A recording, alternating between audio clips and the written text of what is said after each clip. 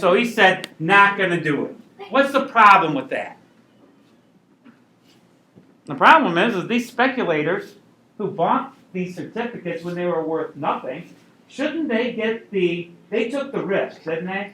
They gave people money out of their own pocket for something that wasn't worth anything and hoped to be lit. Now that it's worth full value, guess who's making all the profit from it? The speculators. See, Jefferson thought that this plan cheated the little guy.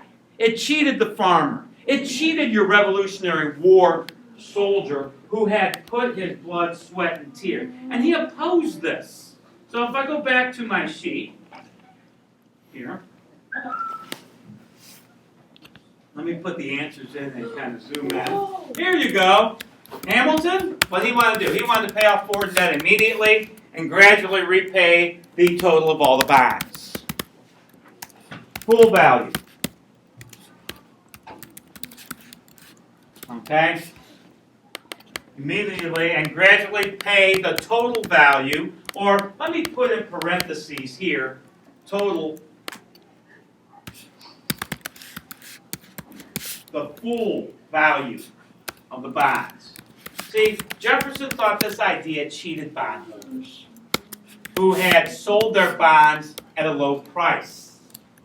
You know, he came up with an idea. Jefferson had Madison introduce a bill that stated this, that stated, hey, the person who holds the bond can come in and they'll get part of the value of that bond. But what we need to do is find the original bondholder and make sure he gets the remaining balance on that, what he lost by selling his stock. But who does this cheat out? This cheats out the speculator who bought it at a fair market price. Hey, I bought this off you when it was worth nothing. Okay? Giving you something at least. Now that it's worth twice as much, I should make the profit. I know they have beans for lunch. Nobody, oh my God. I had beans. The magical fruit, right? Beans, the magical fruit. The more you eat, the more you eat, the more you eat. Yes, I think we all know that. Yes. I didn't know that until like a year ago. You guys got the first one? Just don't worry about the second one. I'll come back to it. I don't want to sit here and say, I just want the first one down. And the picture I put in, I went over and I Googled U.S. bonds. Ironically, U.S. bonds today have a picture of who on it? James. No, this is Thomas Jefferson, who opposed the repayment of these bonds initially. But now his picture is on these bonds here. I think that's kind of ironic. So. Okay. Are we ready? Let's move on.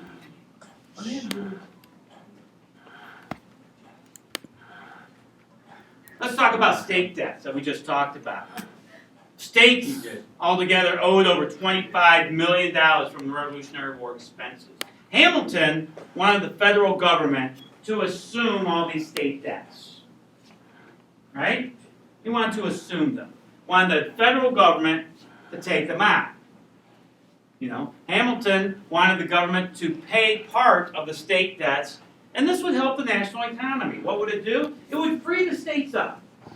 So the states could concentrate more on business and trade and creating an economy instead of worrying about paying off your debts. So let's let the national government worry about paying off your debts. We're going to take those. The problem is most southern states had paid a good part of their debt already, where a lot of northern states had not. So Hamilton, the South did not want the federal government to pay the state debts. Why not? Because they had paid most of theirs already. They thought that they would end up paying twice. Not only did we pay off our debts now we're going to pay off Massachusetts' debts and New Hampshire's debts and all those other states, those northern states who didn't pay off their debts.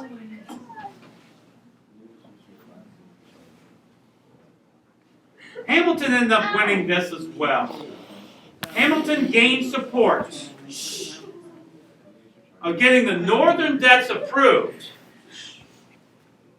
when he made a deal with Jefferson. And the deal was this. You agreed to my plan about the assumption of state debts, and we'll move the nation's capital from Philadelphia to a new place. The place was on the banks of the Potomac in Washington, D.C. So, Old Bill. state debts. The national government, Everybody grow up. I know, please.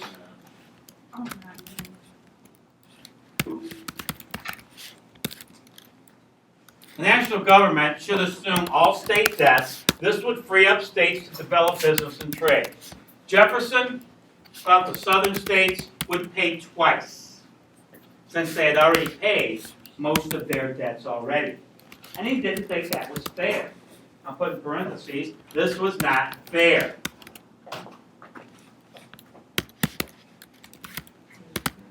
This was not fair, he thought. May not have been fair, but it would have been good for everybody. It probably would have been. And most people saw the fact that this would be good for everyone. I think they viewed it like Nancy. You know, guess what? We're going to pay for them now, but guess what? Later on down the road, when we need help, they should help us out too. Isn't that what is meant by the United States? You know, that we have each other's back when something goes wrong, when there's a disaster, and when Hurricane Sandy hits New Jersey. Shouldn't we all help to rebuild New Jersey? Or should it just be New Jersey's problem? Especially in the national disaster. Because you never know when we're going to get hit by something where we need national government to step in and help us. All right? But what if they don't help? Well, you know, we should expect them to help. We should expect them to help. Especially if we have done this. Because if we don't have that trust, are we really united? Or are we just 13 different countries moving along like under the Articles of Confederation? And see what kind of problem that. We want the government of the United States should help everybody. It states that right in the preamble. We, the people of the United States, in order to form a more perfect union, establish justice, ensure domestic tranquility, provide for the common defense, and promote the general welfare. Does this not promote the general welfare? Sure. Is it good for the whole to get our debts paid off? That is right. Because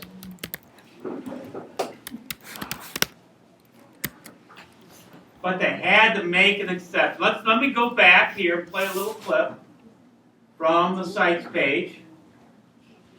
Can I go? Can I move? Yep. No, thank you. I go back to the sites page. Let's pay this. We'll get back to the French And as Revolution. America struggled to put together its new government, We'll get back to a this. revolution broke out in France in July of 1789. The repercussions of the French Revolution came to have a profound effect on the United States foreign policy throughout the 1790s. In January of 1790, the U.S. Congress met here at the Pennsylvania State House in Philadelphia, the place where the Declaration of Independence was signed. This building was to serve as the country's temporary capital while decisions about a new U.S. capital city were made. In 1790, one of the most urgent orders of business for the U.S. government was to come up with a way to repay long overdue debts incurred during the Revolutionary War, including such things as the back pay owed to soldiers. Treasury Secretary Alexander Hamilton worked out a controversial repayment plan to meet this goal. But certain congressmen would only accept his plan if he arranged to have the new U.S. capital city built in the southern part of the country. A location in Maryland, pictured here, was decided upon and Hamilton's repayment plan was passed. Then, not far from here along the banks of the Potomac River, President Washington selected the exact site where the federal city would someday stand. And of course, that site is going to be known. In fact, that site, you could actually see it from the back porch of Mount Vernon. George Washington picked the site. And George Washington said, this is where the new capital city will be. Okay? Started off, the first capital was in New York. It moved the next year to Philadelphia. Many northern states, or southern states, did not want the capital in a northern city. They were afraid that, Philadelphia's long feud against slavery would end up with seeing slavery being abolished. Southern states didn't want to see that. They wanted to see, and they thought that this repayment plan benefited